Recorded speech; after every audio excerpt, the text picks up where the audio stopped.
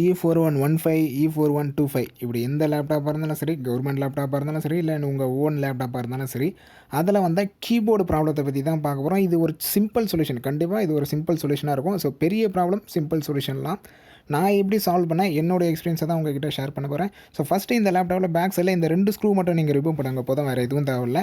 Back சைடில் இந்த 2 screw remove பண்ணாலே போதும், கீபோர்டை வந்து நீங்கள் ரிமூவ் பண்ணிடலாம். ஸோ இந்த வீடியோவில் டிஸ்அசெம்பிளும் பார்க்க போகிறோம், ஒரு சிம்பிள் சொல்யூஷனும் பார்க்க போகிறோம். கீபோர்டு ஒர்க் ஆகிறதுக்கு ஸ்டார் ஸ்க்ரூ டிரைவர் வந்து உங்களுக்கு தேவைப்படும் பேக் சைடில் அந்த 2 ஸ்க்ரூ ரிமூவ் பண்ணுறதுக்காக. அதுக்கடுத்து மைனஸ் தேவைப்படும், ஏன்னா ஃப்ரண்ட்டில் வந்து நம்ம கீபோர்டை ரிமூவ் பண்ணணும். அதுக்காக கீபோர்டு டிஸ்அசெம்பிள் வீடியோஸ் வந்து எக்கச்சக்கமாக நம்ம சேனலே இருக்குது, செக் பண்ணி பாருங்கள்.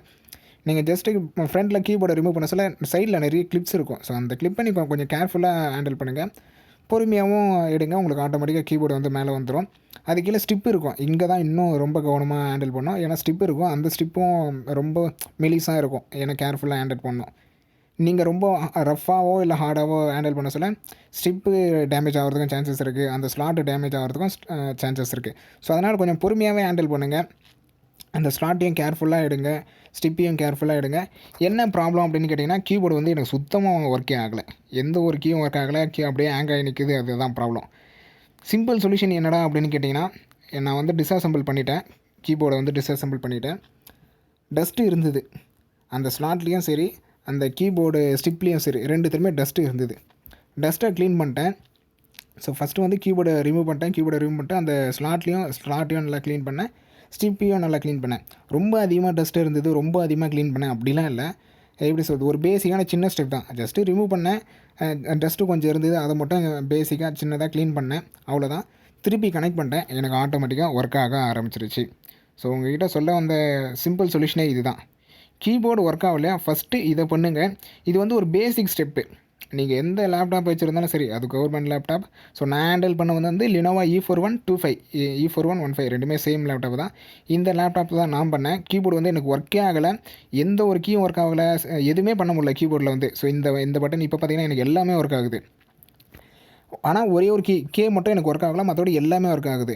பட் இந்த ஸ்டெப்பு பண்ணதுக்கப்புறம் எனக்கு எல்லாமே ஒர்க் ஆகுது. இதை பண்ணுறதுக்கு முன்னாடி எந்த ஒரு கீயும் ஒர்க் ஆகலை, விண்டோஸ் பட்டனும் சரி, எந்த ஒரு கீயும் ஒர்க் ஆகவில்லை.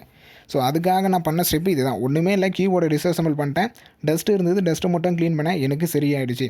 ஸோ பேசிக்காக இந்த வீடியோவில் நான் சொல்ல வந்தது என்னென்னு பார்த்தீங்கன்னா, ஏற்கனவே நான் சார்ஜர்லேயே கூட சொல்லியிருப்பேன், சார்ஜரில் வந்து simple solution, so charger not working அப்படின்னு சொல்லிட்டு. அது என்ன, டஸ்ட்டை மட்டும் க்ளீன் பண்ணால் எனக்கு ஒர்க் ஆகிடுச்சு. அதே தான் இங்கேயும் வந்துச்சு, டஸ்ட்டை மட்டும் க்ளீன் பண்ணால் சரியாயிடுச்சு. நீங்கள் எலக்ட்ரிக்கல் ப்ராடக்ட்ஸ், எலக்ட்ரானிக் ப்ராடக்ட்ஸ் எது எடுத்தாலும் சரி, அது கம்ப்யூட்டர், மொபைல், ஃபேன் எது எடுத்துட்டாலும் சரி, டஸ்ட்டு வந்து ஒரு பெரிய எதிரின்னு சொல்லலாம். கண்டிப்பாக டஸ்ட் வந்து ஒரு பெரிய எதிரி. இதை தான் நம்ம இதில் வந்து சால்வ் பண்ணோம். நீங்கள் உங்கள் லேப்டாப்பில் கீபோர்டு ஒர்க் ஆகலாம், இதை வந்து ட்ரை பண்ணி பாருங்கள். உங்களுக்கு ஒர்க் ஆகிடுச்சுன்னா ஸோ இது லக்குன்னு எடுத்துக்கலாம். இல்லை இது வந்து ஸோ பெரிய ப்ராப்ளம், சிம்பிள் சொல்யூஷனாக முடிஞ்சிச்சு அப்படின்னு நான் சொல்லலாம். இல்லை நான் அப்படி பண்ணோம், எனக்கு ஒர்க் ஆகலை, ஒரு சில கீஸ் வந்து எனக்கு ஒர்க் ஆகலைன்னு, இல்லை எனக்கு சுத்தமாக ஒர்க் ஆகலை அப்படின்ற பட்சத்தில் கீபோர்டு தான் கண்டிப்பாக ப்ராப்ளம், கீபோர்டு தான் நீங்கள் சேஞ்ச் பண்ணி ஆகணும். இது வந்து நீங்கள் ஒரு பேசிக் ஸ்டெப்பாக எடுத்துக்கலாம். கீபோர்டு ஒர்க் ஆகலையா, இந்த ஸ்டெப்பை வந்து நீங்கள் ட்ரை பண்ணி பாருங்கள் அப்படின்னு சொல்லுவேன். இது வந்து கீபோர்டு ஒர்க் ஆகலைன்னா பேசிக் சொல்யூஷன், சிம்பிள் சொல்யூஷன் அப்படின்னு சொல்லலாம். இந்த வீடியோ போட காரணம் வந்து இதுதான்.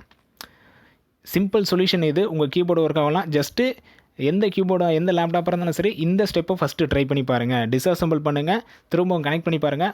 ஒர்க் ஆகிடுச்சுன்னா ஓகே, யுவர் லக்.